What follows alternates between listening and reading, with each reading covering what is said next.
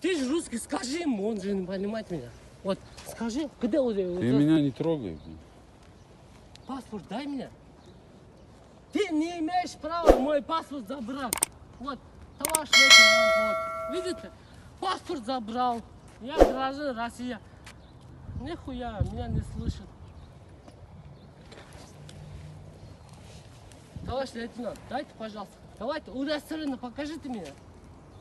Удостоверенно покажите меня. Вот видишь, удостоверенно покажите.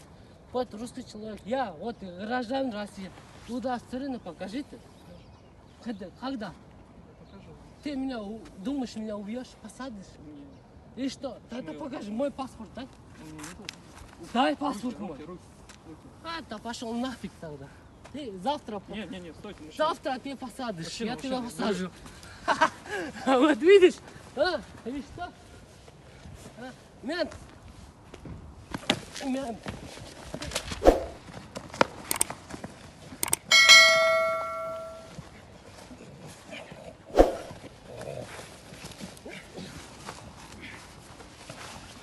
Мент. Вы видели, да? Я вижу. Все с ним. Мент! Мент, бьет! Мент бьет! Мент бьет! Мент бьет! Мент бьет!